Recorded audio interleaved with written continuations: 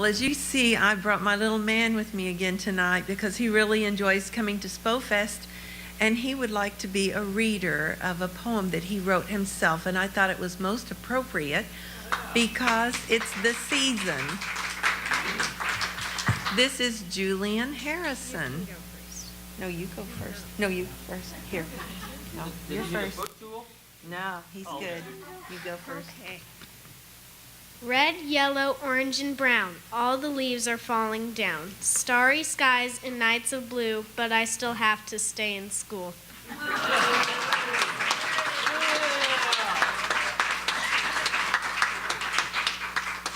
you, Julian. He's cool, man.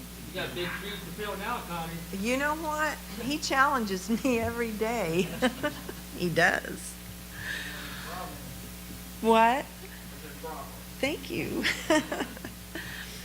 Well, to tell you the truth, have been just a little bit lazy the past few months, weeks since we've been together. I've been at the lake constructing a small cabin. And you know what? I haven't written. But I have a poem here that I had shared with you several months ago. And as I watched the newscast on television this past few weeks, things are not looking good in the Far East. And it reminded me of this poem that I wrote earlier. And I wanted to share it with you again because it is so timely. It's called, Is It the End of the World as We Know It? Apocalypse? I'm not so sure it seals our fates that a Mayan calendar ran out of dates. Centuries charged with innovation, discoveries made in every nation. A civilization engulfed the globe and left this story to be told. 800,000 years ago, man chanced upon an ember's glow. Fire lit his world and cooked his food, and now he ate his venison barbecued. Through trial and error, a caveman found from a block of stone he chiseled round a cylinder uniquely diverse, the wheel which changed his universe. Petroglyphs in dark cave rooms, hieroglyphics in Egyptian tombs, written records of their history left behind to solve the mystery. It was the end of their world as they knew it. Flash forward several thousand years to the days of Indians and pioneers, words of survival on every breath. Hunters, gatherers, life and death. White man brought the wagon train with livestock fueled by hay and grain. Native teepees fell by the side as the railroad crossed the Great Divide. Wars to conquer ravaged the plains, unmarked graves with warriors' remains. Was this the revered promised land? Somehow it ceased to look so grand. It was the end of their world as they knew it. A new century turned with the revelation that would be filled with innovation.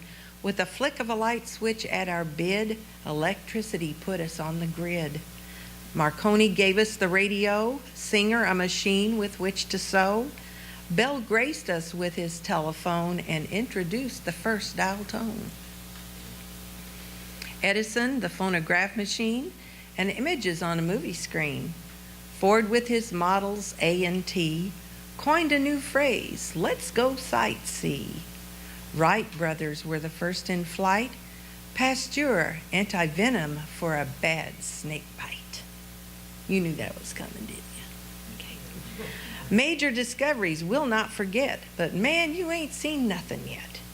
It was the end of the world as they knew it. Now here in the present, we are, me and you. Fast food takeout, McDonald's drive-through. Handheld devices that don't need a socket. Phone in our car and phone in our pocket. Paperless books that don't have any pages. Some claim creative, I say outrageous. Communications consist of Twitters and tweets. Bloggers and Facebook are words on the street. We research the globe with the famed internet and Google the fate of our national debt. Our soldiers still battle in ongoing war. They fight for what's right and to even a score. Climatic predictors bring no guarantees. Weather disasters knock us to our knees. Do you think that our planet is doomed as they say? Or should we rethink this in some other way? History's repeating what's happened before. Disasters, debt, weather, and unsettling war. We can't bury our heads with thinking this too shall pass. Thinking like that will make those thoughts our last. We must change our ways. We must sacrifice. Things aren't going to change with a roll of the dice. Waste and indulgence, indifference and greed, ignoring the plight of our neighbors in need. Prepare how you may, we can never foresee what's in the future for you and for me. God's grace saved his people in centuries past.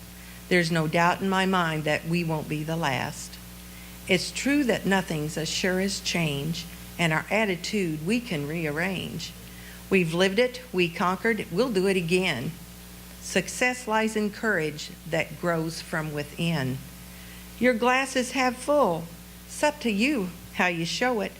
Let's make this the end of the world as we know it.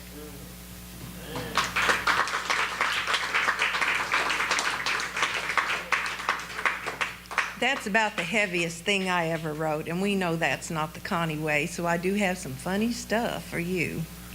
And I do have a Christmas book that I update every year for all of my grandlings, and there is a chapter in that book called Funnies I Have Known Worth Remembering. And these are 3 funnies that I'd like to share with you that have come from the roller rink. Imagine that. And the first one is called Skating, the hockey episode. Way back in the day, we had a roller hockey team at the rink. Wally Sangston was the coach, and I went over for a quick pickup game one evening, and things got a little rough, and Wally high-sticked me in the eye.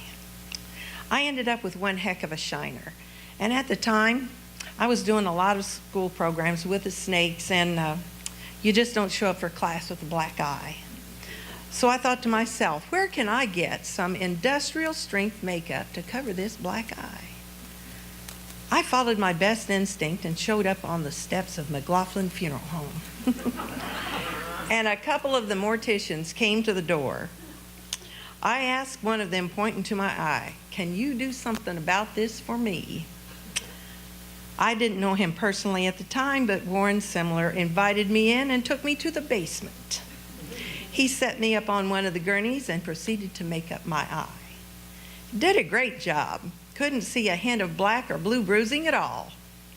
He finished me up, led me up the stairs, and handed me a tube of the makeup. He smiled and said, "Young lady, I don't want to see your face around here for a long, long time." I thanked him, set on about my way, and the bruise faded and time passed. Actually, months passed. Then one afternoon, I was taking the shortcut across the back lot to the rink, had my skates in my hand and my hockey stick over one shoulder, and someone yelled at me from our neighborhood homes to the north, and it was Warren, and he hollered, "Hey, you really did get that black eye playing hockey, didn't you?" Little did I know at the time that he was my neighbor 3 doors up, and we've been great friends in the years since, and I have become his resident snake rescuer at least 3 times. And he is presently the owner of the Ewing Simler Funeral Home here in Sedalia. That is one of the hockey episodes. This second one I want to share with you is called More Skating, the Josh episode. Josh is my oldest son, the speed skater. That would be Julian's dad. Josh grew up doing this speed skating thing, and early in our skating years, Josh and I practiced at least 3 times a week. At the time we started, he was 8 and I was 33. 8 or 10 years ago. As it would be if for a few years there I could skate faster than he could, but it really didn't matter because we practiced in age groups or on skill level groups. Ron Beeman was our coach at the time. As the years passed, Josh got considerably faster with age, and I had pretty well reached my potential. Ultimately, as he progressed, he was assigned to skate with the older group, which included me. And I guess you have to understand the dynamics of his quest to win the race, as we all did. We were all very competitive skaters. At this one particular race during practice, Josh and I were neck and neck the whole race, going around the first corner. Well, he connected with my skate and I went flying into the wall. I hit my eye on something, I never knew what it was, but I passed out cold. When I came to, Ron and Kay, the owners, were standing over me. My eye was bleeding very badly with a deep cut above my eyebrow, and they took me to the hospital for stitches. I think it took about 6. Poor Josh felt real bad, but to this day I have teased him relentlessly about taking me out because he wanted to win that race. And I still have this scar above my eyebrow, which I don't ever intend to let him forget.